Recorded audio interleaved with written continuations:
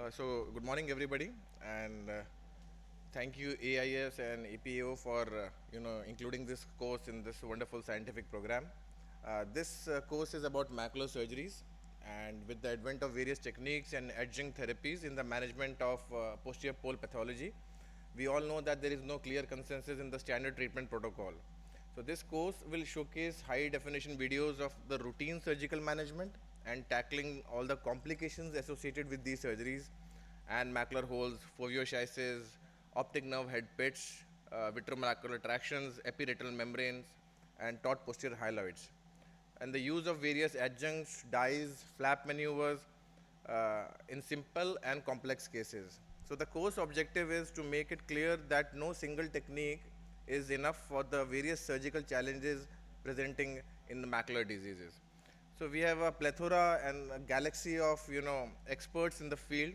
We have Dr. Lalit Verma, who is the president of this conference, who will be speaking on vitreomacular traction. Dr. Bhuvan is from Delhi. He will be speaking on taut posterior hyaloid membrane. Dr. Kelkar from Pune will be speaking on ONH pits. Dr. Joshi from Karnataka will be speaking on macular holes. And Dr. Subhendu Borul from Calcutta will be speaking on complications in macular surgery, intraoperatively, and how to manage them. So I invite our first speaker. Yeah. So I'll invite Dr. Bhuvan. He'll be speaking on taut posterior hyaloid membranes.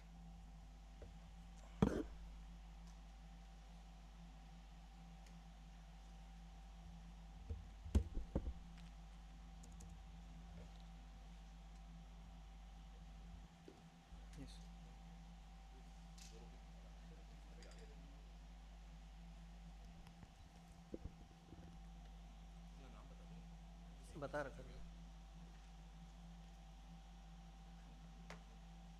You have to start it. The PPT is with you.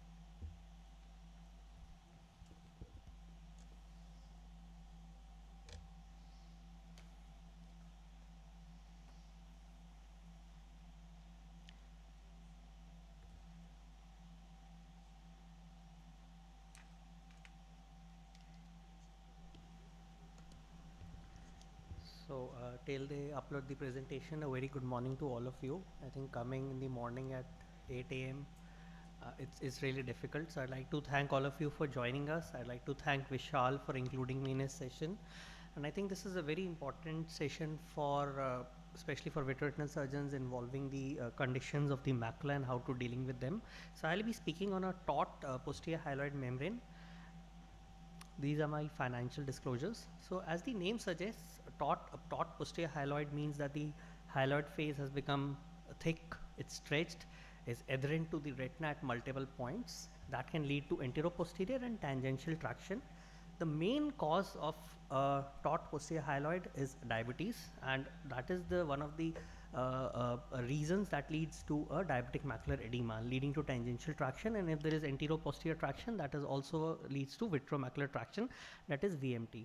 In proliferative stages, the neovessels along with the taut posterior hyaloid and the raised neovascularization can also lead to tractional retinal detachments, which can involve the macula. Other conditions in which we can see this anomalous hyaloid membrane is in retinal vein occlusions, mainly vascular diseases. Some inflammatory conditions, trauma, Eales disease can also lead to a taut posterior hyaloid membrane. So because of its attachments at various points of the retina, at the disc and the macula, it can lead to a tractional detachment or a macular schisis. So I'll be dealing with few cases and I'll just show. So this was one of the patients which had a retinal vein occlusion. So we can see that there is a taut hyaloid membrane. Beyond that, there is also epiretinal membrane.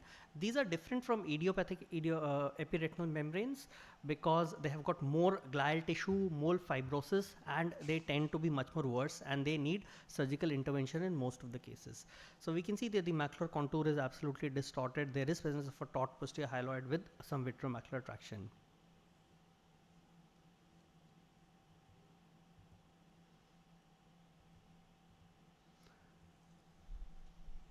So can you start the video, please?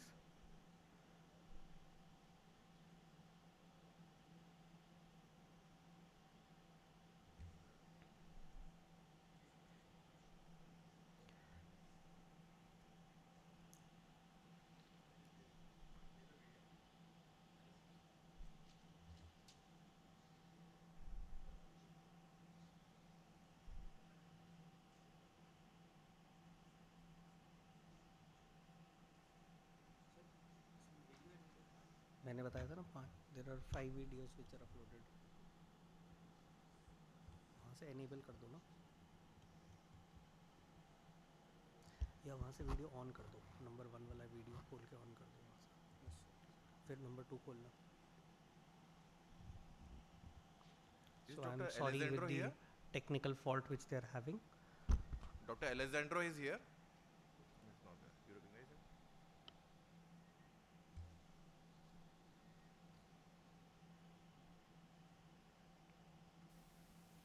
So I think we have to play the videos each time like this. So this is the case. So it's better always to stain it with triamcinolone to induce the PVD. And since the vitreous is tightly attached to the retina at various points, it's not easy to induce posterior vitreous detachment. You need multiple instruments. 25 gauge cutter is helpful. So I'm using an ILM forceps to just lift this posterior hyaloid. There are some bleeders which are there, but relatively easily you can just detach it, and this relieves the anterior posterior traction at the area of the macula. So this was followed by completion of the vitrectomy, and in such cases usually we prefer to do a ILM peeling also, a foveal sparing ILM peeling, which will also further reduce the tangential traction. I think nothing much has to be done. The surgeries are pretty straightforward, but of course there is always a risk. But the most important thing is to induce a posterior vitreous detachment, and if possible also try to do a foveal sparing ILM peeling. So in such cases sometimes the ILM is also very adherent, it comes out piecemeal, but I think in this case I was fortunate enough to peel the whole of the ILM, sparing the fovea. So that takes care of the detachment, and it takes a few months for the macular contour to come back to its normal anatomy. So can you play the PPT again, please?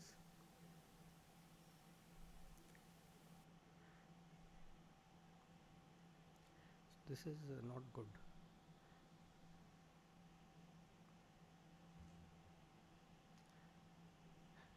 So these are the post-op and the pre-op and the post-op OCT pictures, and we can see that once the surgery is done, the edema tends to resolve once the traction has been removed.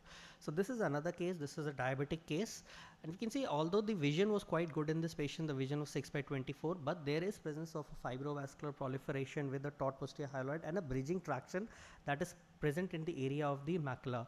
So this patient was willing for the surgery because he had severe metamorphopsia. So this is really sad that you will have to play the videos again. And so what I'll do is I'll show the presentations and present all the videos together.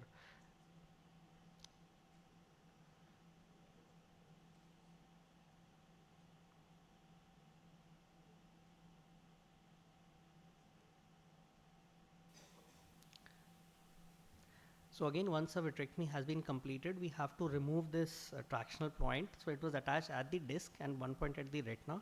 So with the help of a cutter, you can just remove this traction quite easily. And then followed by that was followed by removal of the whole of the hyaloid face. Bleeding is common in diabetic patients, so you just have to be very careful. Sometimes even a bimanual approach with the chandelier is also helpful, although in this case I was able to remove most of the posterior hyaloid membrane with the help of a cutter only, and successfully managed dissection with the help of a 25 gauge cutter only. So once we relieve this traction, the height of the retina, which was increased, the thickness of the retina because of the traction, it tends to come down, and the metamorphopsia also settles. So we just have to take care of these bleeders so that they don't bleed in the post-op period. So although it's not necessary to remove whole of these membranes because it can lead to a bout of bleeding, once the traction is relieved, you can just leave those fibrovascular fronts there. So similarly also, you can see now there are retinal folds, but the traction has been relieved. I did a ILM peeling also in this case, and I'll just show you the further results.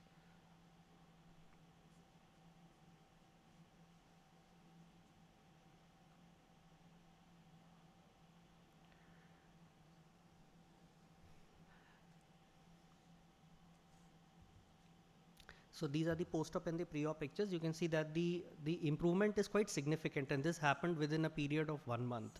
So the patient's complaints significantly reduced and the vision also improved. So this is another case. This is a video. We'll play the video in the end. This was a case which had a traumatic retinal detachment with the macular pucker. The patient was operated somewhere else, but actually the PVD was not induced, and they put silicone oil.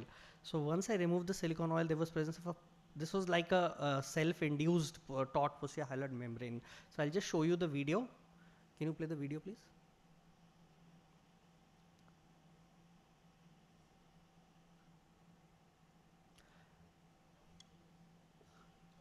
So as you can see, I put a PFCL bubble, and I'm removing this attached hyaloid face, which is present underneath the PFCL bubble. So it'll come out. I had a lot of difficulty in removing it because it was very tightly adherent. There's presence of a macular pucker. There's presence of a taut posterior hyaloid membrane. So I injected PFCL to support the posterior pole, and so that I can just proceed with further surgery, since there was a total retinal detachment also. So this was followed by, this was a case in which I used silicone oil as a tamponade. I had to use a tamponade because there was presence of pucker, there were presence of multiple breaks, which was present supratemporally. So this is the membrane which will just finally come out. I think he's not playing the right video.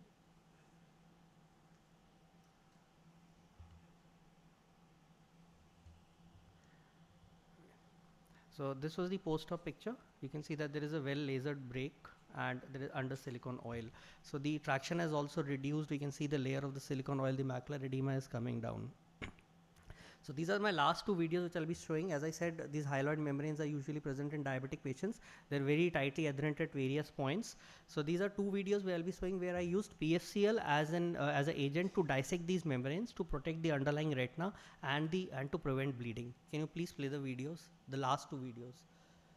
So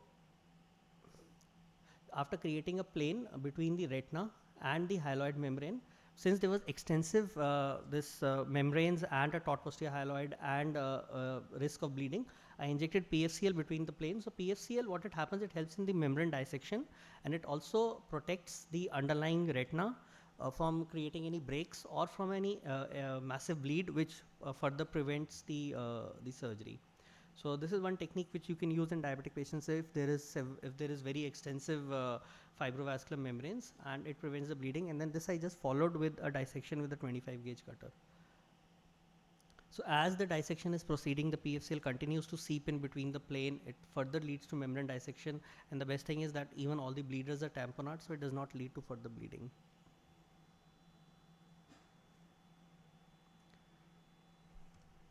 So the next video was also the same. There was the next one, please. Actually, I wanted to simultaneously play both these videos, but they are not working together. So this is also like a similar case. There was a subhyaloid bleed which was present. There is presence of this tight membrane, just trying to create a space between the retina and the fibrovascular membrane. And then I'll inject a PFCL bubble to cause the dissection, and then gently proceed with the whole of the surgery. Dissection with the help of 25 gauge cutter only. Can you just move the video a bit further? Okay, they have stopped the video.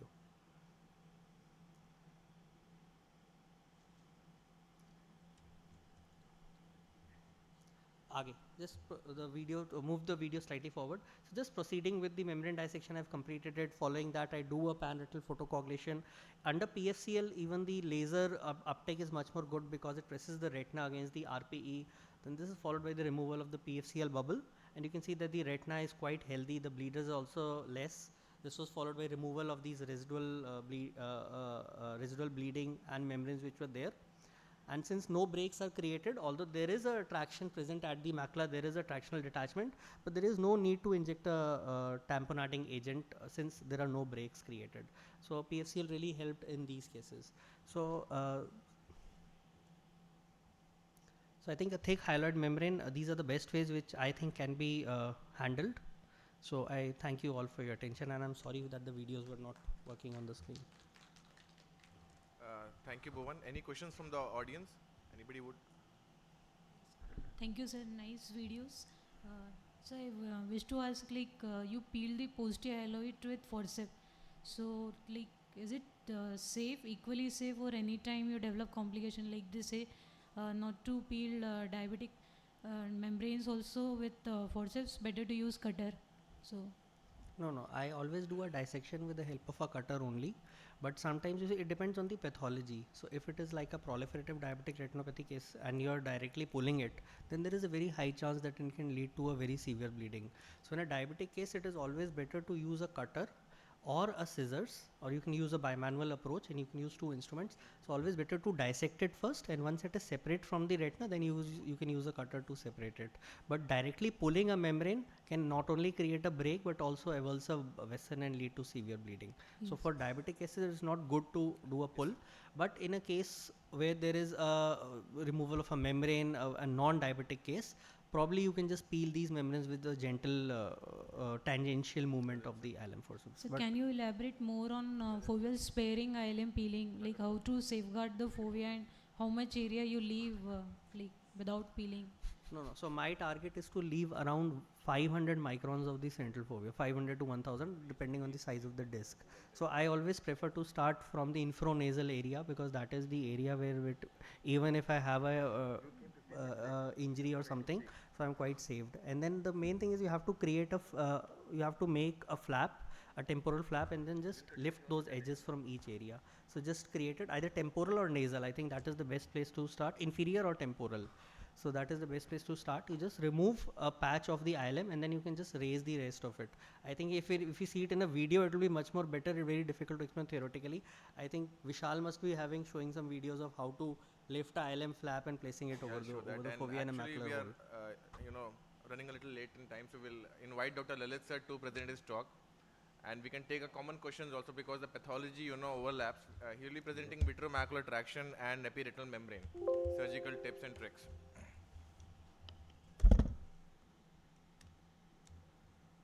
Is Dr. Alessandro here? He has a keynote address. उठते ही नहीं तुम तो वहाँ देखो आ रहा है उधर देखो आ गया बस आ गया देखो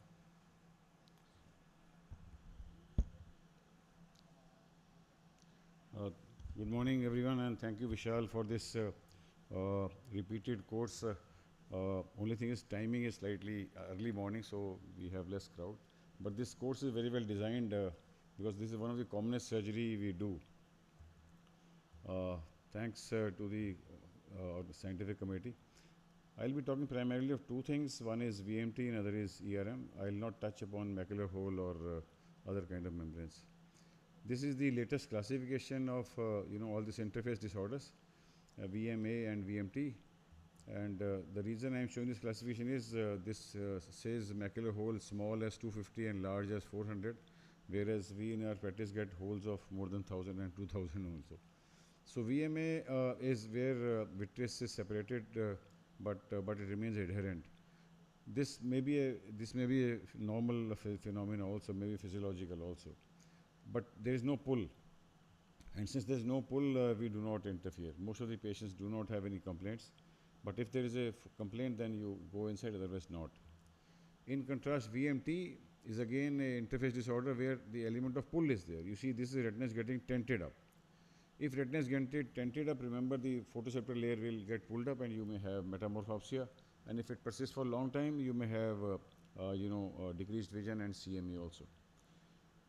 You see, there is always a discrepancy between symptoms and the findings. Like this patient on the left side, you see, patient has scary VMT, but vision is very good. Patient is not aware also. This patient has some loss of vision because of this small sensory detachment here. So a lot of classifications have been given, which are, I do not think so there is any much relevance of this classification, V shape, J shape, or focal or broad, because once you go inside, I think you have to remove the entire sheet. The key question for us is, do all these membranes require intervention, surgical intervention? Because all surgeries, have to be taken with a pinch of salt. A lot of these patients have good vision and mild or occasional metamorphopsia and do not require treatment. Some of these patients may develop complete PVD spontaneously, and there is resolution of sun. I'll show you one example of each. This is, I showed you before. Right eye, we had operated macular hole, fortunately good vision. Left eye, routine OCT showed this, but this patient does not have any complaint, so don't make patients scary about this, that you have to get surgery done. A lot of young colleagues today want to remove all the membranes, but I think we should hold our hands. This is one patient who was under follow-up. You see, there is a VMT here, there's a tenting of retina here, but in its natural course, this got separated, and patient has resolution of symptoms and near vision also came back. So management should only be done if patient actually begs for surgery. Begs for surgery means patient is disturbed in his day-to-day life with metamorphopsia. Remember, we are treating a human eye and not a OCT. Like this patient, very scary, VMT you see here, but vision is good, so don't touch.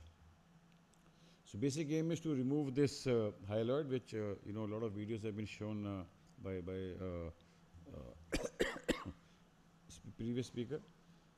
You see, we all are used to doing surgery, but this Jetria ocriplasmin, which is enzymatic vitreolysis, came long time back, more than a decade back, but it came with a bang and went away with a bang also, primarily because it does not work so well, and one injection is very expensive, multiple injections may be required. And there was a study where people compared ocriplasmin with vitrectomy. In eyes with underwent vitrectomy, there was a resolution of VMT 100%, whereas treated with Jetria, there was only 50% response rate. So VMT surgery is more definitive. MIVS, people are more confident of doing rather than depending on injection. And key step is after you do a core vitrectomy, you do a PVD induction. And PVD induction is generally best done by, although you can try doing without a triamcinolone, but I would still advocate a definitive last sheet to come. This is without the dye, and this is with the dye, with the triamcinolone. So here the end point is generally a formation of that signet ring from the disc. So keep pulling gradually, start with 200, if it is very thin, 250, 300, pull slightly, and once it gets separated from both disc and macula, then you can reduce the suction and do all the cutting. Results are generally good, but it takes time for the foveal contour to come back. It takes months and weeks actually. Although metamorphopsia goes away pretty fast, but contour takes time. This is a scary kind of VMT with sensory detachment also, and this patient is symptomatic with decreased vision also, and a lot of these patients have cataract, so you do combined kind of surgery in these patients. The only difference between the previous surgery and this surgery is that here we do a foveal sparing kind of pull, that you go round and round, start from nasal out temporal quadrant wherever you find a plane, and then leave this stump in between. What stump is shown, don't pull here, otherwise you may create a iatrogenic hole. And this is the result. You see with the air still inside. A lot of these patients may not require gas, may do well with only air. This patient has done pretty well. Another patient where we did PHF trimming only, what you call PHF trimming, that is foveal sparing hyaloid peel, without any touch to the ILM also. This patient recovered from 360 to 6/16. Next thing is to talk about other membrane that is behind, that is upon the retina, therefore epiretinal membrane, epi means upon, retinal membrane, epiretinal membrane. On OCT, you can clearly distinguish on false color imaging that greenish color is hyaloid and reddish color, which is more cellular, therefore it is slightly reddish. Again, as in VMT, so is true for ERM. If patient has good vision, no complaint, I think these patients can be followed up also. Or if it's a globally adherent, very dense membrane with good vision, please don't touch. You see this patient has a globally adherent membrane. 6/9 vision, I will not go inside the eye. Indications again in TUs are disturbing metamorphopsia, decreased vision, or associated with macular hole or RD. So this was one video which done long time back. You see this, we normally tend to stain with trypan blue, and once hyaloid has been moved, then we stain with trypan blue and then identify the edge. Once the edge is there, and the best instrument to identify an edge according to me is a 25 gauge MVR blade, or you can use diamond assist scratcher. Diamond assist scratcher sometimes can cause damage also, therefore I am not very keen to use diamond assist. So this membrane generally comes in a single sheet like you see here. This is another patient who has dry ARMD, as you see a lot of macular colloids. So we begin this surgery with triamcinolone assisted hyaloid peel, and after hyaloid peel I normally do airflow exchange. Under the air I will inject 1 or 2 drops of trypan blue. So this is airflow exchange being done, then 1 or 2 drops of trypan blue are good enough. Wait for 3 to 4 minutes, and under the air remove this excess of trypan blue. This is under air only, and once this air is removed, then this is taken out, put on the fluid, and this is a nicely stained membrane. Background you have these colloid bodies, 25 gauge MVR blade. Once the edge is there, then slowly, gently, with eye on the retinal surface, be very careful that you don't create breaks. Peel this membrane in tangential direction. Never, the pull should be tangential, not anterior posterior. And again, this membrane generally come in a single sheet. Only in high myopes you may have vitreocysis, but most of these membranes come in a single sheet. Go round and round, and this is the post-op result, combined cataract surgery plus removal of this epiretinal membrane. This is one of the recent patients. You see even the color photograph you see here, and how dramatic improvement is there. The foveal contour has started to come back. Another patient, this was a very dense pucker actually. Another patient. Again, sometimes you may be required to do ARM trimming, because I do not want to cause an iatrogenic hole there. So this is one patient who has all the components. He has epiretinal membrane, lamellar macular hole. He was disturbed with metamorphosis also. We did actually what we call 4-in-1. We removed the cataract, we removed hyaloid, we removed epiretinal membrane, we removed ILM also. So all the 4 things got removed. This is first step. After core vitrectomy, put triamcinolone on. Then hyaloid is out. Once hyaloid is out, airflow exchange, 1 drop of trypan blue. This trypan blue is different than as compared to cataract surgery. So this is coming out. Then you stain with the help of this dye. 25 gauge MVR blade. Again tangential traction. Very careful. This epiretinal membrane comes out. You see there's a big lamellar hole there, and once you are inside, try to remove the third, that is the ILM also. So this is the ERM removal finished. Now you inject the third dye, that is the BBG, or the blue ICG we call that. You see this entire sheet of ILM gets nicely stained after the first membrane has come out, that is the epiretinal membrane. And then you can remove this sheet also entire. And then you can do airflow exchange and gas injection. So this is the poster result of the same patient where 4-in-1 surgery was done, but it took a couple of months actually. If you see from January to long time, thanks to the health of macula, this patient recovered good vision. This is a diabetic patient. I think this has been covered, but I'll just show one small step here, because this was a densely adherent epiretinal membrane. So sometimes you have to vertically incise with a sharp MVR blade, very sharp MVR blade, so that this gets cut. Once this gets cut, then you take a cutter 25 gauge and insinuate between them and cut. So sometimes you have to use a sharp MVR blade rather than a blunt MVR blade. So this was a recurrent ERM, and this patient, young boy, actually traumatic. So same steps, but only thing is again a sharp MVR blade to go just over the macula, because this is actually folded upon itself. Be very careful. Make a longitudinal dissection plane, so that once it is sufficient enough, then you pull this. But it was a very tight and taut kind of stuff, and it took some time. So such is the thickness of this big membrane here. So this was the post-op result of this patient, pre and post-op compared. ILM peel we try to do in all these patients, but do not insist at the cost of causing damage, because global trends also show that it's not a must in all ERM surgeries. So thus to conclude, this is a very common surgery we do. Identify these 3 membranes, hyaloid, ERM and ILM, and there are 3 different dyes, triamcinolone, trypan blue and BBG. And this generally are very rewarding kind of surgeries. But remember, all of them don't require surgery. Surgery is not difficult. Finding a plane is the key step, and during surgery, staining does help, and ILM peel is not a must. Results are pretty good. Metamorphosis improves visual acuity, and they may take time for improvement. So thank you very much for your kind attention and giving me this opportunity.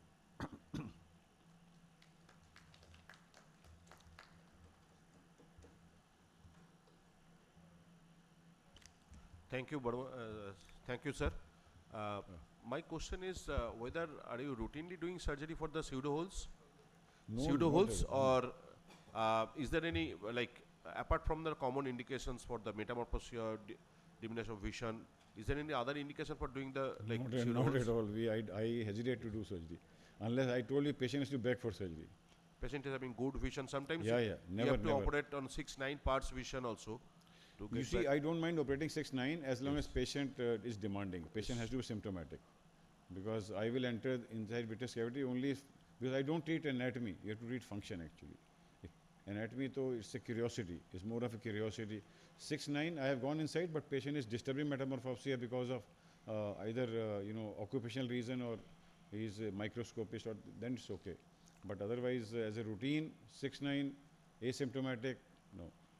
Even in some of our And cases, people have burned their fingers. yes. I'm telling you, people have burned their fingers. You start with 6-9, you give them 6-36. So that is not done. Sometimes I have seen, sir, that if the ERM is very thick, sometimes we are just pulling the ERM with the help of cutter. Sometimes you may create the break in the periphery. So you have to check all the vitreous base. Yeah.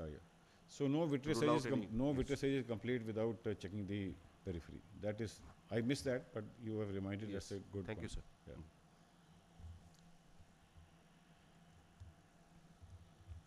So this is Dr. Vishal Agarwal, Chief Instructor of the course. He will talk on myopic foveus crisis. So please join us on the dais. Just a brief, I'll be Sir, please come in this. going. Dash, please. So we all know that pathological myopia has a high disease burden, and myopic foveosis occurs in about 30 to 40% of the patients having more than 8 diopters of myopia. And excessive axial elongation results in mechanical stretching, leading to staphylomas, RP atrophy, lacquer cracks, hemorrhages, CNVMs, myopic foveosis, and finally myopic macular hole with posterior pole fluid. So I'll be discussing the surgical, intricacies of these difficult cases, and there are a few points which are unique to these eyes, these long eyes. These are complex cases. So visualization, length of the eyeball is a problem. PVD induction is difficult as compared to adult detachments or adult macular holes, and a final common algorithm or a technique which can yield consistent results. So coming to the first thing, visualization. So even my threshold for doing a phaco-vitrectomy either in the first stage or in as a stage procedure or as a combined procedure is very less, because even a small amount of lenticular opacity in these patients creates a lot of spherical aberrations. So it's always a good idea to go for a IOL and then do the peeling, because anyways the contrast is very low and it's very difficult to see the ILM under that bad contrast. So if you have an intraocular lens in place, it makes your life very easy. You might get away with a dense cataract in routine ERMs and macular holes, but not in these cases. The second point is length. Of course, we all know that we make 4.5 or 4 posterior ports, or we remove the trocars. But just to highlight that if the axial length is more than 30 and they are very long eyes, actually if you are using a non-contact system, your forceps is practically vertical and the shaft touches the rim of the non-contact system. So it's a good idea to use a Lander's lens or a macular lens, a irrigating lens, because they give you excellent magnification, they give you excellent resolution, and the problem of touching of the forceps to the rim of the non-contact wide-angle system is not there. Of course, there are many other ways also. You can use customized instruments. Here I am peeling from my left hand because from the right hand I could not reach the fovea. Unfortunately, the detachment, the posterior pole fluid was more temporally. So you can all use, customize all these things to actually reach the posterior pole and do good peeling. The third point is PVD induction. So again, I'll divide all these surgeries into two parts. The first is where the axial length is manageable. It is around 27 or 28, and here you can, again, practically all these cases have vitreosis. So you have to reach in, and you'll find that thin layer of hyaloid. So you inject a small amount of hyaloid. This is what we are using for past many years. You make, you use a end gripping forceps. You make a small hole in the hyaloid. You try to enlarge it, and once it is enlarged, you just do a blunt dissection with a light pipe, so the PFCL gets into that hyaloid, into the subhyaloid space, and you can refill that space with PFCL, atraumatically inducing the PVD till the equator, and it's a very reproducible and a safe technique to do that. And once that is done, you can carry out your routine maneuvers. But this technique does not work in patients who have very high axial length of more than 30 mm. Actually, it will increase the axial length more if you inject PFCL, and you are practically will be impossible to reach the macula. Here there is no shortcuts. You have to grasp and re-grasp with forceps, with cutters. You can see only I can hold it only by the tip. So it takes a lot of patience, and you have to do multiple standings and multiple attempts to remove the hyaloid. And there are no shortcuts, and no PFCL works in this case. But despite making posterior ports, restaining, doing adequate peeling, there are failures because there are many caveats in the management which we actually overlook. And if we have if we leave the hyaloid in place, or if we don't do a proper peeling, this is what happens. And there are recurrences, there are late reopening of holes. So I'll tell you a few examples of what we do and what is our common algorithm, what we follow. So again, dividing it into two segments. First is where the contrast is, not that bad, and you can see the ILM. And again, making ports beyond 4 mm, inducing the PVD. This is a myopic macular hole with posterior pole fluid, staining and restaining and removing the vitroschitic layer also. Now finally the posterior pole is clear, and we stain it with blue G and keep it for a little more time than what we actually keep it in routine macular holes. Then injecting a small bubble of PFCL at the posterior pole. Can I have the lights off, please? Lights off kar do. And then Put you off the do light, grasp the ILM and do an inverted ILM peeling towards the hole. Now here there are 2 points. First is the peeling should be towards the hole, and the second, you have to have a wide area of peel actually approaching the curvature of the staphyloma, because if you don't do that, the retina won't be pliable enough to close the macular hole. It might close in the initial post-op period, but there will be there are high chances that there will be late reopening of the hole. So you inject a small bubble of PFCL. So the elegance of this of this technique is that there is so much fluid, and you can see that fluid being displaced by the PFO in the periphery. You don't need a second retinotomy to drain that, and in the post-op period, in a couple of days, that fluid will absorb. So you can see that blue dot, the flap under the PFCL, that is stable. That will be stable after aspiration of the PFO bubble also, and this case is closed under gas tamponade, and the patient generally does fine. So, but this is another scenario where the contrast is better, and actually you cannot see the hole under PFCL, and that acts as a deterrent to peeling. So here you should not use this heavy liquid. So I have aspirated the PFCL, and now you see how beautiful the contrast is.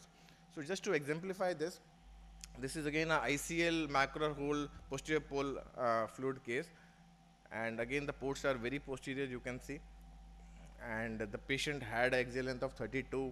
You can see the posterior staphyloma and the poor contrast, and after induction of the PVD and doing rest of the other maneuvers, now you inject, and now the PFCL has not been injected. So if you inject the PFCL, you will be barely able to see the macular hole, let alone the flaps. So you do the ILM peeling. The first pinch is a little crucial and tricky, but once you get hold of the fold and the contrast, then you can peel it very easily, and you make multiple flaps, and do not complete the peeling. Just move the flaps towards the edge of the hole, and once adequate flaps are there, then you inject your PFCL, just to reposition them inside the hole. And you keep that PFCL over the flaps for a couple of minutes, and then you go under air. Now what happens is, again you have that blue dot which I showed you in the previous case. The flaps are in position. They will not displace when you aspirate the heavy liquid, and this technique works beautifully. That is the sequence of peeling first and injecting PFCL afterwards in eyes where there are very poor contrast. And if the contrast is good and you can see the ILM, you can directly do the peeling under PFCL also. So these are the post-op results of the cases I have shown you. And just to conclude, these are complex surgeries with varied intraoperative surprises. A thorough preoperative workup and planning is needed.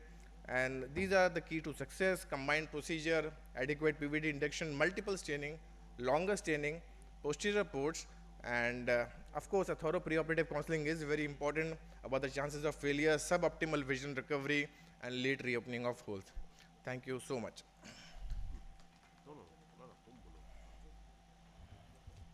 Excellent talk, Dr. Vishal, as usual. So my concern is when the in macular myopic tractional maculopathies, the macular hole with detachment comes in the as a last stage, final stage of This is the extreme, whole extreme classification of the situations. Barbara Yes. classification. Are you using any kind of macular Macular buckle? buckle? No, I have Yes. not used it. I have You are not. used it, yes. But androsplum and any other L-Cepate, T-Cepate, all kind of buckles are available. Yeah. Nowadays. What is your experience about the myopic? No, I have not done it till now. Dr. Srinivas, you have used, I think, in a couple of cases recently.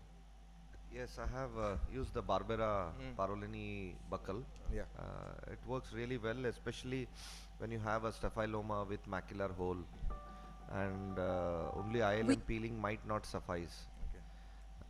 So in those cases, it really helps, or especially in myopic foveous cases, very large foveous cases. So you combine it with vitrectomy or just a buckle? The first procedure I always do is external procedure, try to do without vitrectomy if possible.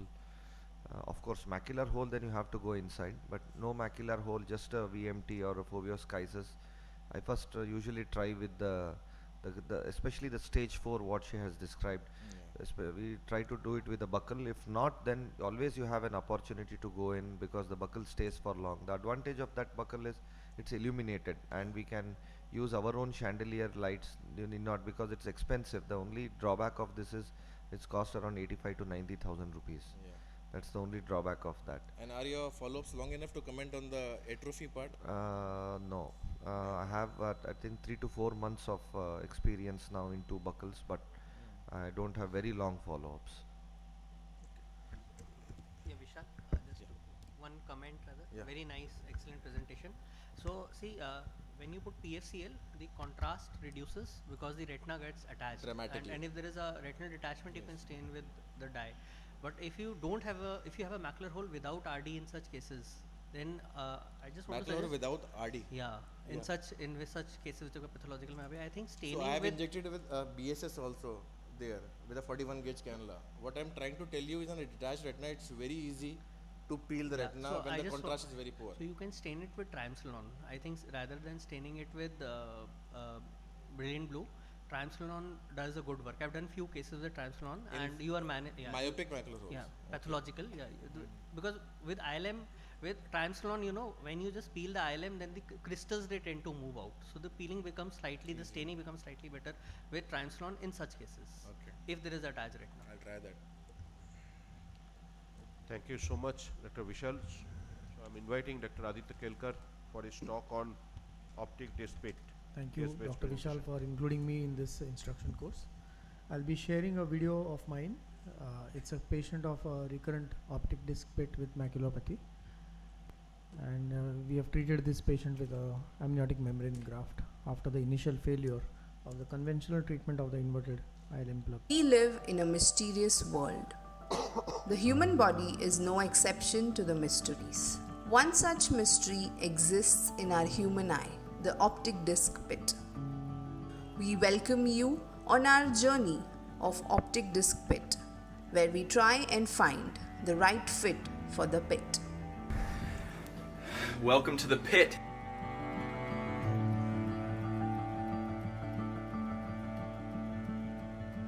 Optic disc pit is a rare congenital disease with an approximate incidence of 1 in 10,000 eyes. It is associated with maculopathy and accumulation of subretinal fluid, with 30 years as the mean age of presentation. Optic disc pit associated maculopathy is rare in children, and it is mostly associated with preceding history of trauma. Many theories have been proposed to explain the possible pathogenesis of the optic disc pit, such as failure of closure of the embryonic fissure or disturbance in the formation of the primitive papillae. Khan et al. Have reported possible communication between the vitreous cavity and the cerebral cavity. Yet, the pathophysiology of the disease is not fully understood. Hence, many treatment modalities are described, Out of them, internal limiting membrane peeling with juxtapapillary laser with SF6 gas tamponade is the most common modality of treatment so far. Other modes of treatment include retinal fenestration, autologous scleral patch, autologous platelet concentrate, and fibrin glue. Presenting to you intraoperative OCT assisted human amniotic membrane graft for recurrent optic disc pit associated maculopathy in a pediatric case.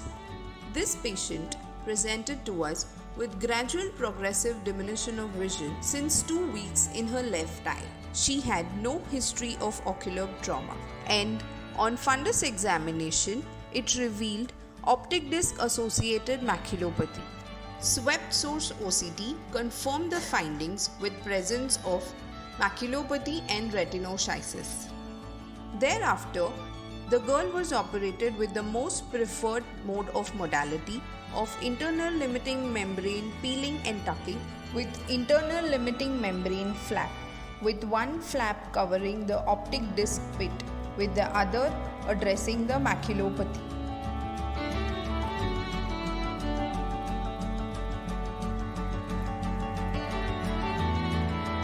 After that, she recovered well with resolution of the maculopathy with improvement in her visual acuity to 6/18. The patient maintained the same vision at 6 months and there was no evidence of recurrence or any complications associated. However, 9 months later, she visited to us with recurrence.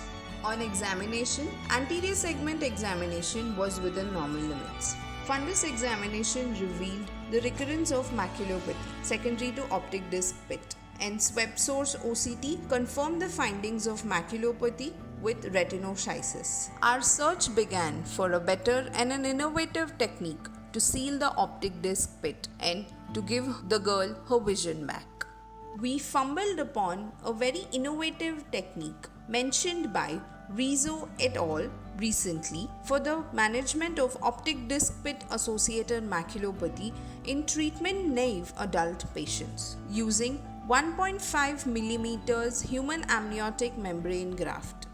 We decided to operate the girl with 3 mm triphined human amniotic membrane graft because of the larger size of the optic disc pit.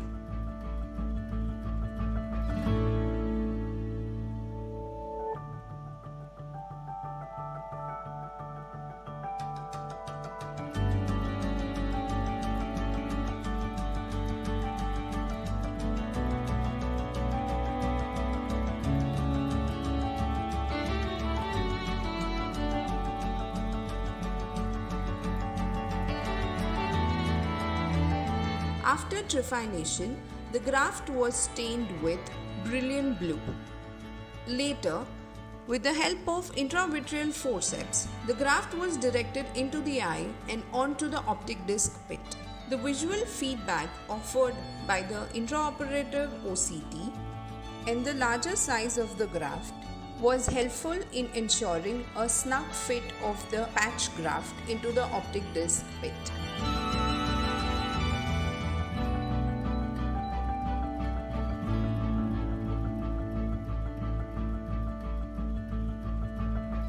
This obviated the need for any additional tamponade or laser or any PFCL for stabilization of the graft or any additional maneuvers to ensure the stabilization of the graft.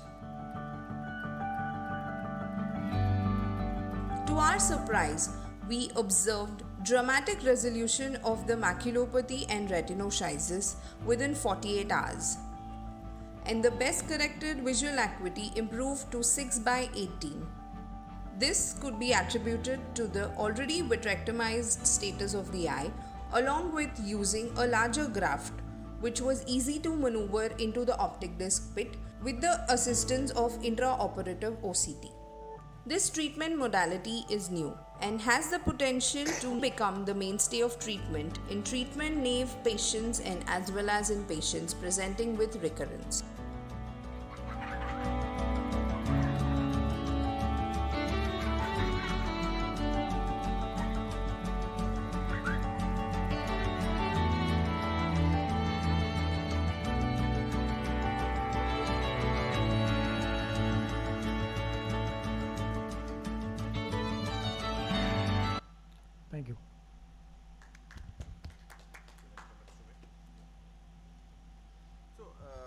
these cases are actually not very common and they are rare. So do you have enough data to, compare ILM flap versus, that AMG versus a simple vitrectomy with no flaps, just a laser on the temporal margin maybe. So which works better? So as you said, first of all, the number of cases are very limited. It's a rare condition, and I have never done an amniotic membrane graft in a treatment naive patients. I've always used the conventional technique of vitrectomy, ILM peeling, inverted flaps, and gas with additional laser. And when it fails, I've used the amniotic membrane graft. Like in this patient in particular, it worked very well.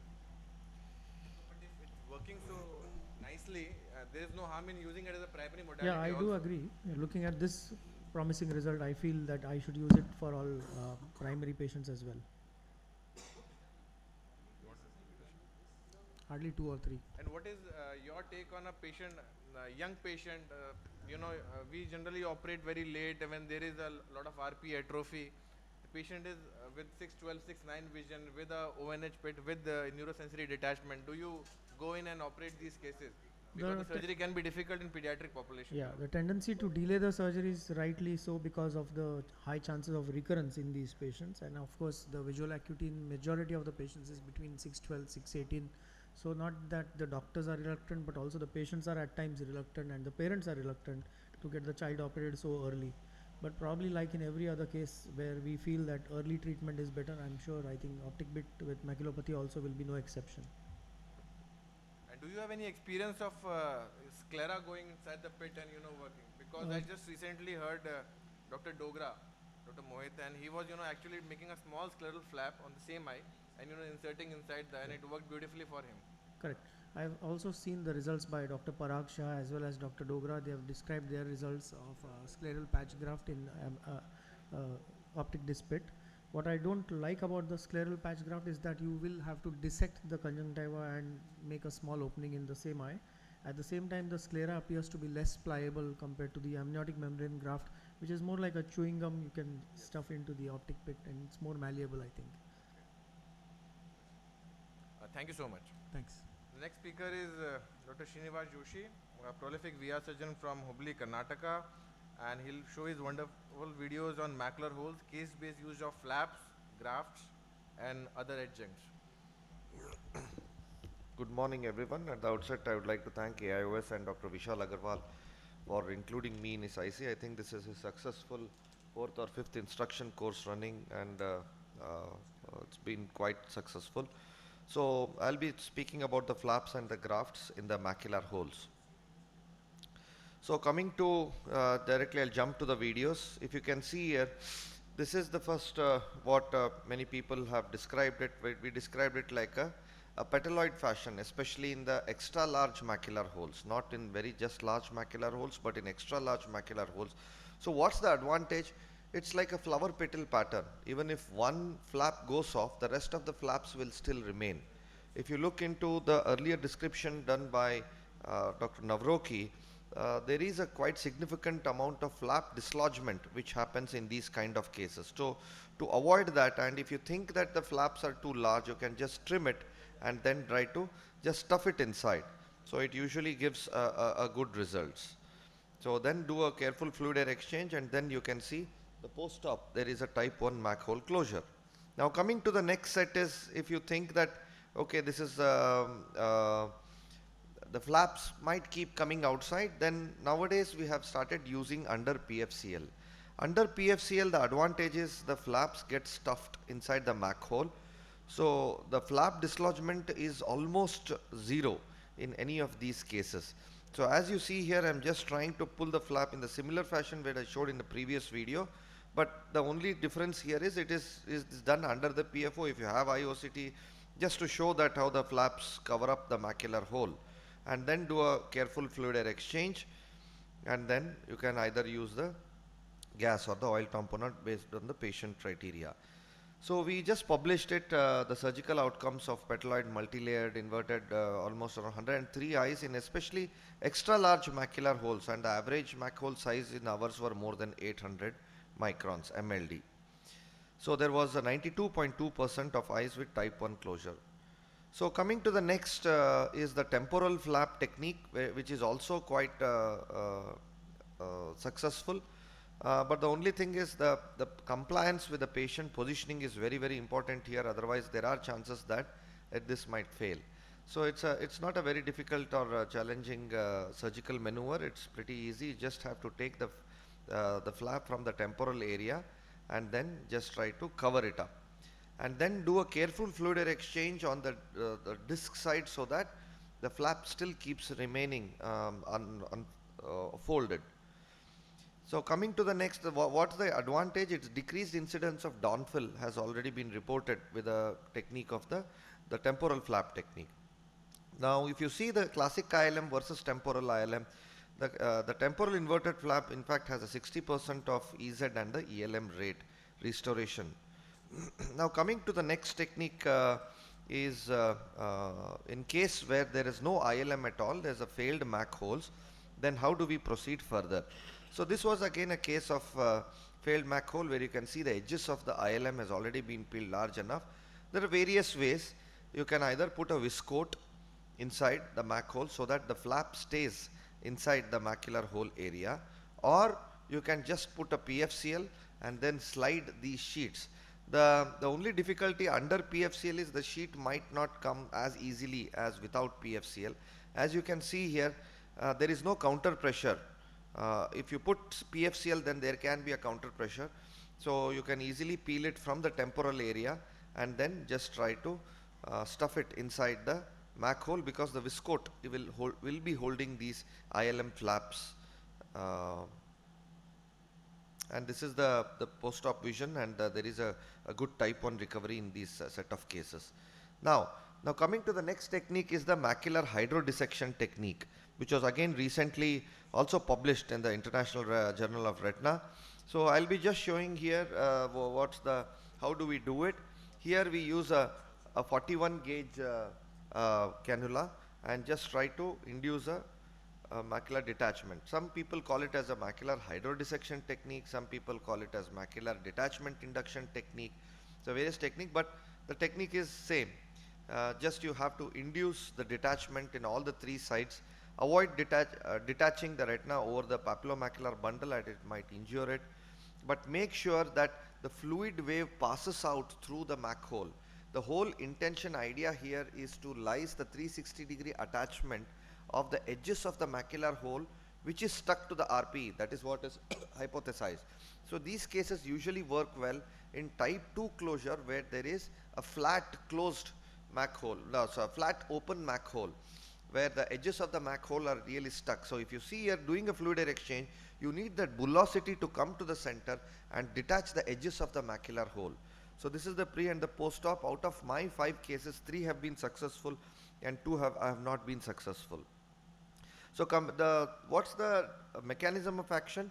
The injection of subretinal BSS reduces the tension and the stiffness which is intrinsic to the retina, and it separates the tight adhesions of the retina and the RPE. But however, we must ensure that the retina RPE adhesions completely lysed 360 degrees around the macular hole. Now coming to this next technique is the neurosensory graft technique, where I'll be showing the 2 or 3 cases. Here, after doing vitrectomy, just try to cauterize the area which I wanted to. Usually try to choose the area where there are no blood vessels, and then try to little bit induce a detachment, because you don't want to cut the RPE here.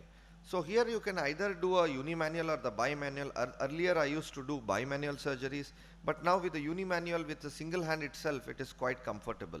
So this was one of the interesting case where I was trying to put the PFO and try to settle the graft around it. But as I kept on putting it, you can see here the graft moved up. Again I tried, I caught hold of it, removed the PFO, and again I tried to put it. Again it came up. So this happened multiple times, and one of my colleague, Dr. Giriraj, named it as a dancing graft. So finally I thought that okay, it was settling down, and I just tried to place it over the macular hole area. Then I try to laser it, and while doing a fluid air exchange, now you can see the graft again started moving. again brought it to the center. So this happened quite a number of times for me. Again you can see here it's again moving, then again I had to do it, and then I realized that there was a small sheet of vitreous which was still left, and probably that was not allowing me to do that. And now you can see here, I thought, okay, after doing this at least it will stay down. I thought, okay, it's all going good, and did a fluid exchange. And again, if you see here, while removing it, again the graft started moving. Then finally I put the silicone oil. With the help of the silicone oil also, you can see the graft moving here. So finally I thought I'll just complete the silicone oil infusion and then finally place the graft. But luckily it settled down well, and this is the post-op OCT. There is a type 1 closure in these cases. So this is some interesting, I just wanted to show that. So this is another 62-year-old diabetic patient underwent membrane surgery for PDR. So it was a simple surgery. So here you can see a 700 micromillimeter large hole. So the only thing what happened here was, while peeling this membrane, I just picked the vessel here. So it started bleeding, and I raised the intraocular pressure and put the PFO to control it, and then I went ahead and did a neurosensory graft, because the ILM was already peeled in this patient before. So this is what I was mentioning about the unimanual technique, and then if needed you can always shift to bimanual. So I just slided the graft under the PFO. It was all looking good, but then you can see here it started becoming little more messier, is because the blood here got stuck there, and I thought whether finally I couldn't see the graft at all because it was embedded in the blood. So I thought just leave it, because the more we pull it, the blood here, the more the whole size is going to increase. But fortunately the autologous blood has also been used in most of these cases, and this is 1 month, and finally you can see the graft was placed well. It took up the graft well. So the next set is the new set of cases. We have done around 23 neurosensory grafts. This is the recent one where you have the ingenuity also with the NGF factor, the tissue detail. The important point what I want to make here is, make sure that the graft what we take should be inside the cauterized area.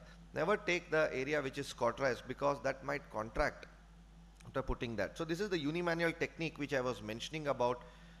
Just with one hand also you can just try to cut the graft, and then after cutting it just leave a small hinge and then fill it up with PFO. And once you fill it up with PFO, then just try to place it.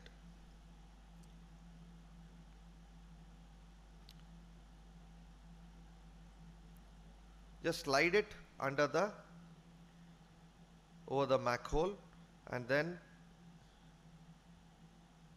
do a careful fluid exchange. Most of the times these neurosensory grafts will not move at all.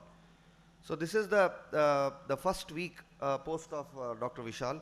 You can see here there is a large Mac hole but a good graft integration. Now coming to the question, the last video here, it had been operated for traumatic retinal detachment, but the patient developed RD here. So here again we did a neurosensory graft technique. Everything was going well. I just slided the graft, but unfortunately these PFO are becoming they break up into tiny bubbles even with a little turbulence. So here I saw that there was a small PFO which was bubbled. What happens is, if we put the graft, the PFO still will definitely remain under, and then I realized under the macular lens or the flat lens that there was additional epiretinal membrane still there, stuck there. So then finally you can just place the graft easily, because ILM peeling was not possible in this case. ILM was already peeled in this case before. So what's the review? Large macular hole and autologous retinal transplant, a systematic review have shown that there is a recovery of the ellipsoid zone. External limiting membrane have been reported as contributors to the visual acuity improvement after surgery. So what's the topic behind this? It is the ectopic synaptogenesis, what has been described, means which involves the extension of the bipolar cell axons to form the new connections with the transplanted photoreceptor cells. And that is where in most of these cases of neurosensory graft surgeries, we are seeing that there is a visual acuity improvement in most of these cases. So this probably serves as a hypothesis like why there is visual improvement in these cases of neurosensory graft, and it also serves both as a scaffold and a plug, sealing the communication between the vitreous and the subretinal space. So in literature review, there are various things listed about. You can do Tano diamond duster, that is a teasing technique, or the lens capsular flap, use of autologous platelets, heavy silicone oil, arcuate retinotomy. But finally, I would like to say whatever best suits your hand and what best recovery or the surgical outcomes it's possible for you to give it to your patient, let's follow that. So with this, thank you very much once again for the patient listening. Thank you. Great talk as usual, Dr. Joshi. What do you think in an already operated eye for macular hole? If you are just peeling the ILM, do you not think that the peeling ILM is very difficult? Like it's quite sticky rather than normal ILM. Yeah, you mean in cases where the ILM was already peeled? Peeled in the macular area, you are taking the ILM graft from temporal area. Temporal yeah, area. the case-to-case basis it differs. Yes. In the myopic cases, definitely it's more difficult to get a single sheet. So the idea here is you need patchy. If you get small pieces, piecemeals, it doesn't work because you keep on stuffing, and once you stuff it, there is a chances that you will touch the RP. Once the RP is touched, the game is over because it becomes a scar. Although you can have a good anatomical improvement, but not a functional improvement at all.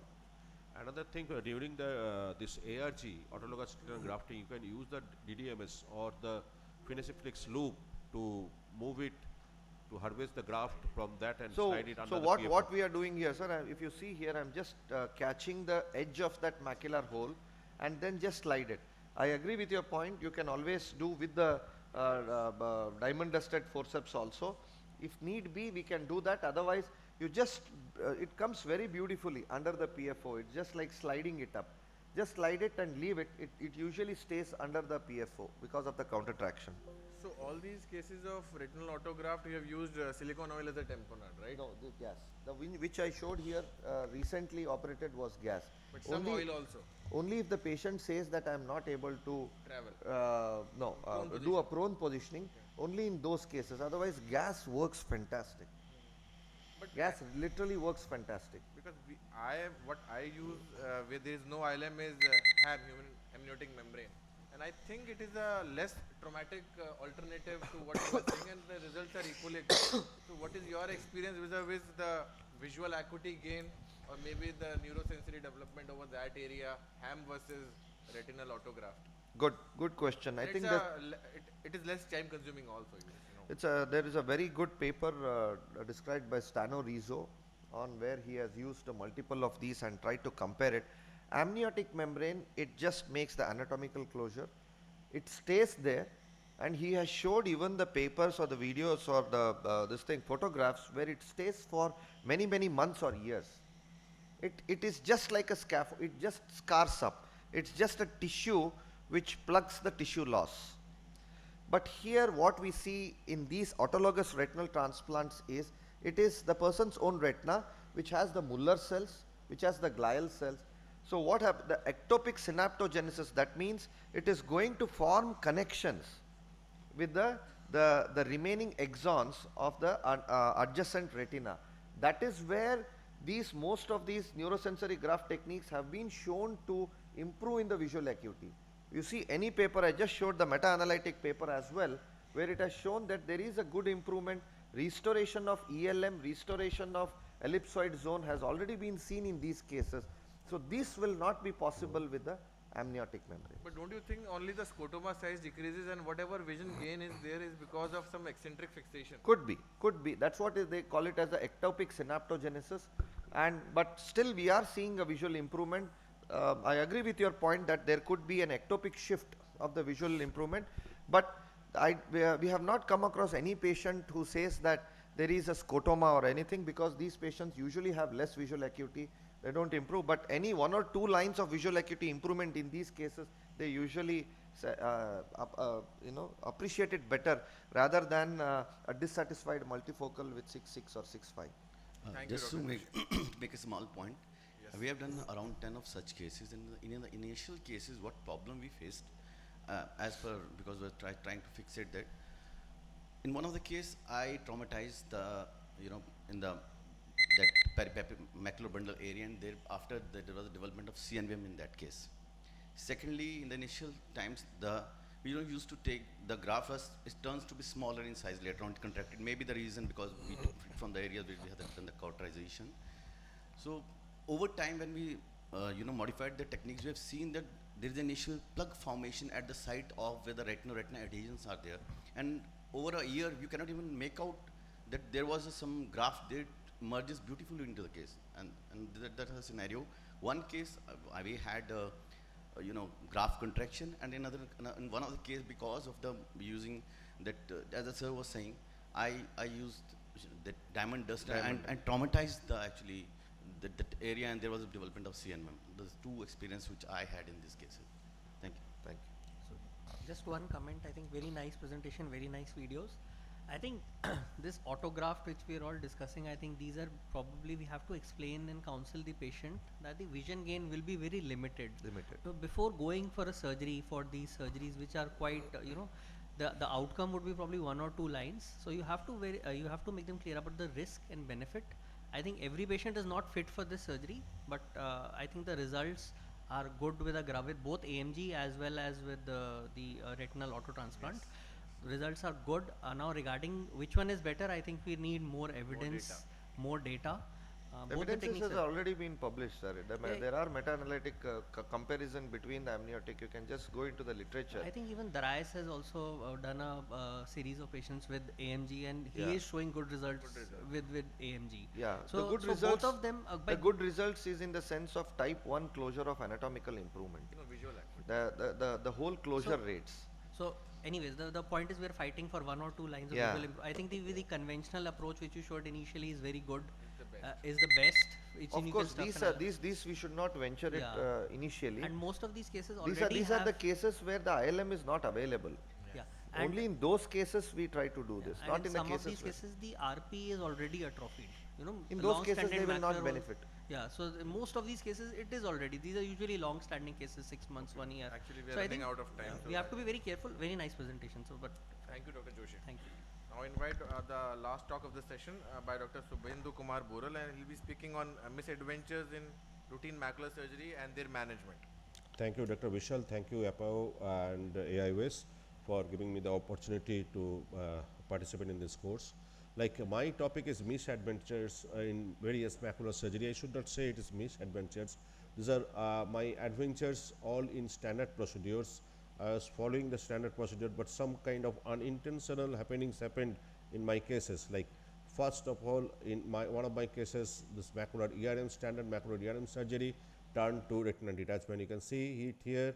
It's nicely ERM, thick ERM was there, and you can see I was doing the vitrectomy, and under the air I just stained the membrane. Then I suddenly saw a track of fluid is going to the infratemporal periphery, and suddenly the macula is becoming a little bit bullous, just like a case of CSR, central serous retinopathy like situation, but ERM was there only, no CSR like presentation was there in the preoperatively. However, I started doing ERM removal after staining with the type and blue, and while just removing the ILM, this ERM, I was thinking it might be like case of CSR. I'm operating with the like peeling the ERM. So what is happening? So that this macula has become very boggy like situation.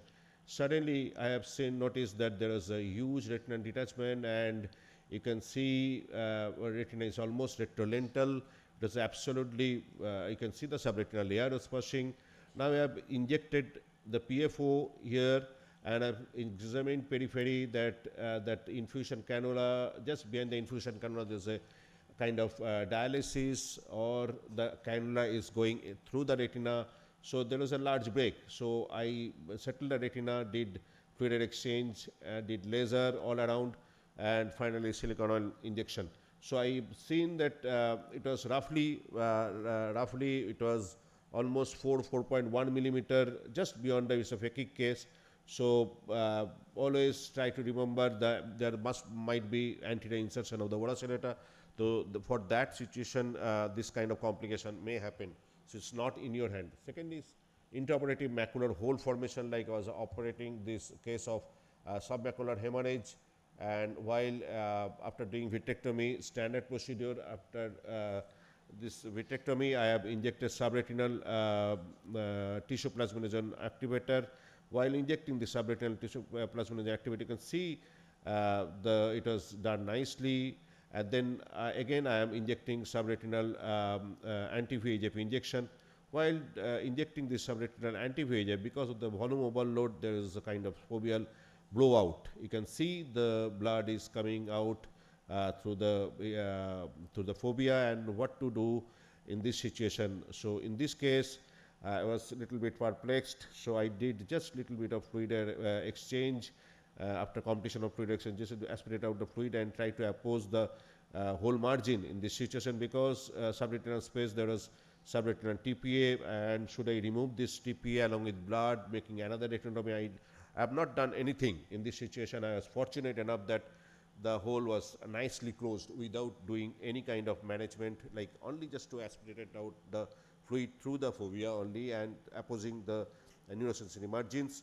So ultimately patient gained vision of 618.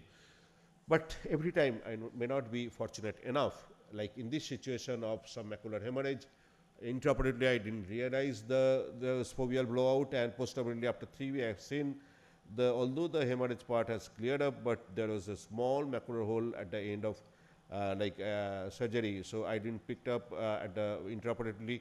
So postoperatively again I took the case and tried to manage it as minimal, with as minimal approach as possible, because macula was still a little bit of boggy in this situation also, although residual submacular blood was there.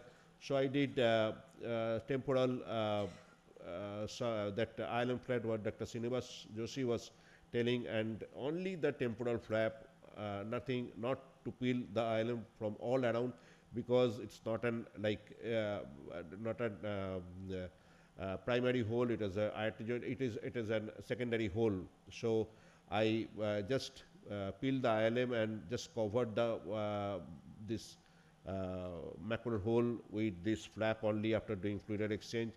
And just fluid exchange only, no gas tamponade, because air is a beautiful tamponade. I have a full faith on this air only, and postoperatively you can see the hole is closed and there is hardly any submacular hemorrhage. So vision improved to 6/36 after 2 months. So take home message is macular injection should be away from the fovea as away as possible, because I was within the macula, a little bit closer to the foveal area, and avoid ILM peeling in primary surgery for submacular hemorrhage, because some of our colleagues they are doing ILM peeling along with the subretinal TP injection. Don't do that. If you are removing the ILM peeling, because ILM is your support, if some kind of foveal blowout happening in the primary surgery, you can always peel the ILM and close that macular hole at that time. So another complication is intraoperative tear formation at the macular hole margin. This is a standard case of macular hole. What was my fault? I was using DDMS in this situation to raise the flap, and my advice should be not to use the DDMS routinely in all macular surgery until and unless the flap is very much sticky, so you cannot peel the ILM. So in those situations, I should use this DDMS. Here I used DDMS, everything was going fine, and now I am trying to reposit this this first time, because of this silicon tip black plus needle, the partial loss of flap happened. Secondly, I again used this DDMS. Now that I have created a tear at the whole margin and bleeding started. So what to do now? Should we laser?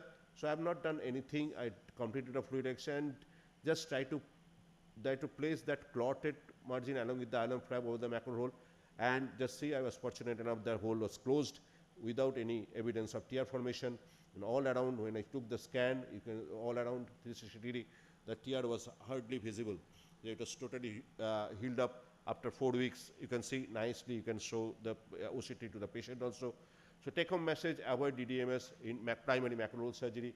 as much as possible. If it's not, it's not like I forget.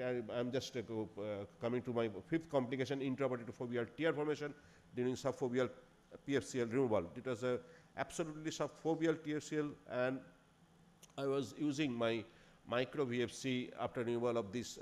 Micro VFC is a small 1 ml tuberculin syringe, and with that I am just using this 38 gauge this needle, because as you can see there is kind of jerky movements happening. So I didn't realize initially, then I realized there might be some kind of, you see, some kind of the perivalvular block was not absolutely fine. So I made the tear. So what to do? So I stopped the surgery. Then I used subtenons anesthesia to reinforce the anesthesia part, because the eye should be absolutely quiet and no movement should be there. So now you can see I've removed this subfoveal PFCL, and it has come out and removed the PFCL part, and now there was a kind of tear formation, so I peeled the ILM and closed the hole with after doing this inverted flap technique and covering the tear area with this flap, and finally you can see all around the macula, peel the ILM and place it like a inverted flap manner, and postoperatively you'll get the closure of macular hole like this, and finally patient vision improved to 20/40. So take-home message should be sure in perivalvular anesthesia and no globe movement. It should be absolutely because these macular surgeries are very much you are operating on a very good vision also. So this is another case where there is unexpected intraoperative vitreous hemorrhage in a planned combined surgery with preoperative clear media. It was a myopic foveus crisis case with ERM, with vitreomacular traction, with cataract.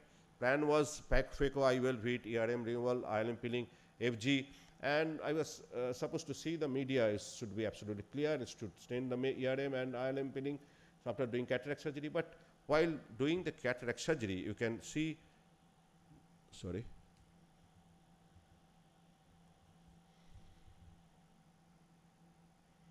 Yes.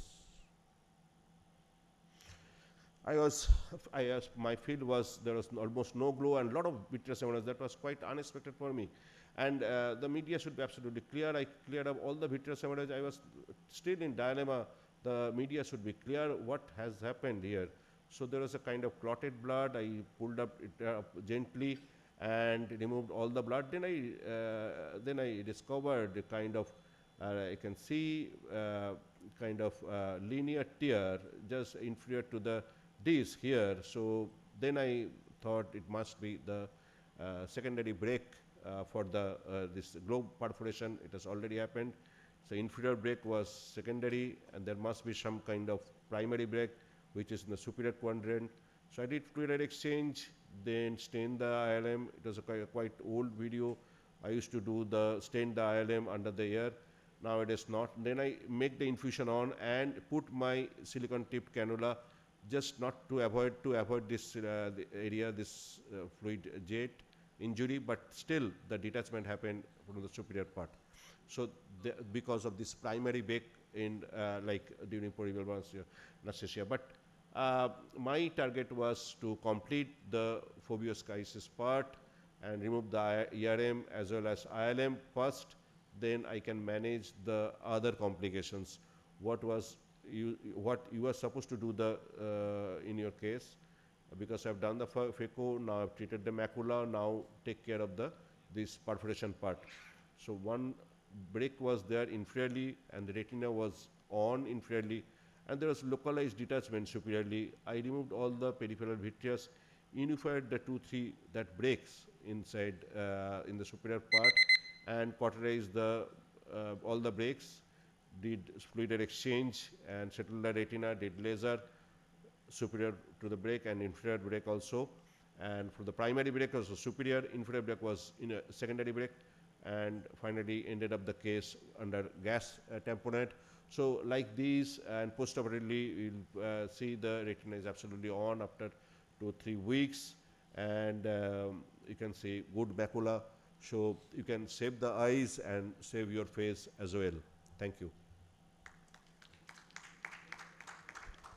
Thank you, Dr. Boral, and excellent session, and thank you all the speakers and the delegates who have attended this course. And I think the speakers from the next session are already here, so we'll wind up, and thank you so much. And see you The next year. keynote address speaker has stand up. I have asked many because times. I think he's we, not here. we have requested many times. That's not done. Thank you very much for